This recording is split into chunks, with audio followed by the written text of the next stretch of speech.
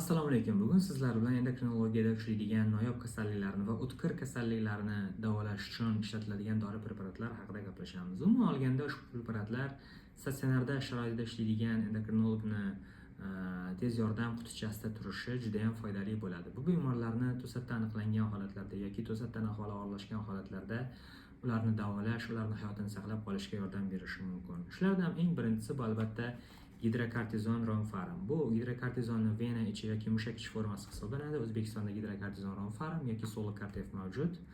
Biz bu dori yordamida o'nlab bemorlarni hayotini o'tkir adrenal krizdan saqlab qolganmiz.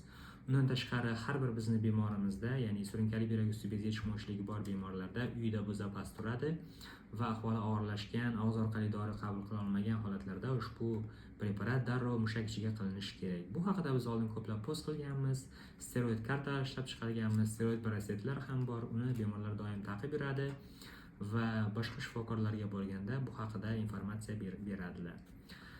Keyingi preparat bu so'zsiz surunkali buyrak usti bezi yetishmovchiligi bor bemorlar uchun ishlatiladigan fludrokortizon, ya'ni mineralokortikoid gormon dori hisoblanadi. Buning asosiy ta'siri ko'pchilikka ma'lum. Bu organizmda natriyni ushlab qolish, suvni ushlab qolish hisobiga mineralokortikoid effektini amalga oshiradi. Ushbu preparatni ham O'zbekistonda topish qiyin. Biz bemorlarga zapas doimiy yonimizda saqlaymiz.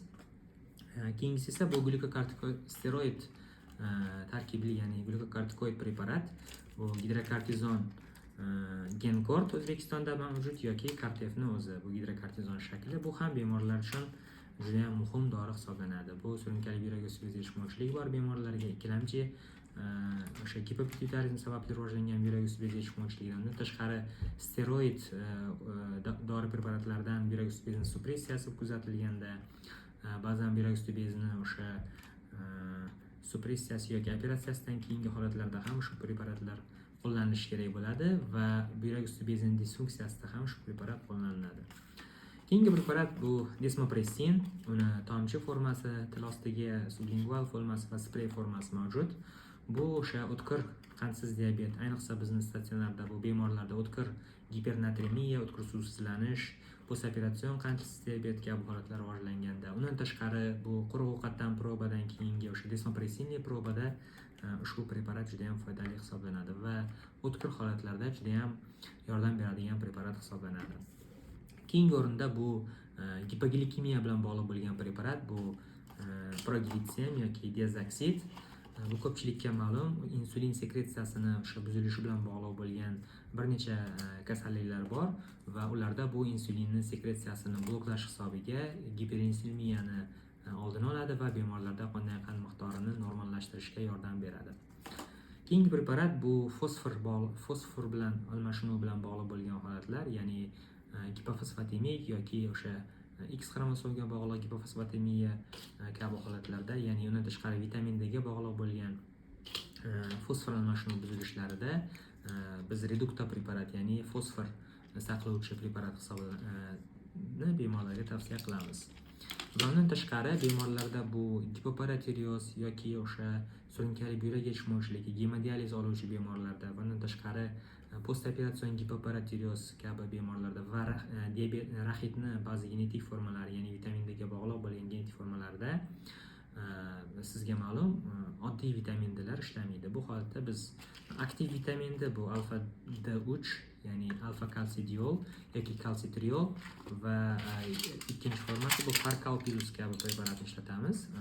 Farkalpilusning yaxshi tomoni bunda ichida ham kalsitriol ham kalsiy preparat saqlaydi va bemorlarda o'sha o'tkir gipokalsemiya va vitamin D bilan bog'liq bo'lgan gipokalsemik o'tkir hollarda yaxshi foyda beradi.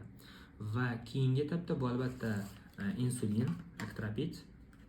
Aktropid juda ham endokrinologiyada muhim preparat hisoblanadi. Nafaqat bu diabetik o'sha ketoatsidoz, giperosmonlar holatlar, diabetni davolash, undan tashqari statsionar sharoitida bemorlarda ko'p operatsiyadan keyingi tranzitor giperglikemiya holatlari kuzatiladi. Ya'ni bu o'sha haddan tashqari stress va o'sha buyrak usti bezini stressga qarshi gormonlarni ishlab chiqarish natijasida bemorlarda tranzitor giperglikemiya holatlari kuzatiladi va o'sha vaqtda ham biz xirurgiyada ko'pincha insulin ishlatishga muhtoj bo'lamiz va atrofitni o'zida saqlash bu bemorlarga juda ham foydali bo'ladi. Va keyingi o'rinda bu albatta insulin shpris. Chunki insulin shpris har bir shifoxonada bo'lishi kerak va insulin va ba'zi dorilarda faqatgina insulin shprisda qilish tavsiya qilinadi. Bu dori preparatlari bilan biz o'sha bemorlarda o'tkir holatlar yoki to'satdan bemorda kasallik aniqlangan holatlarda yordam beramiz va davolash jarayonida bu juda ham bizga asqotadi. Yana qanday dori preparatlar sizga zarur bo'lsa,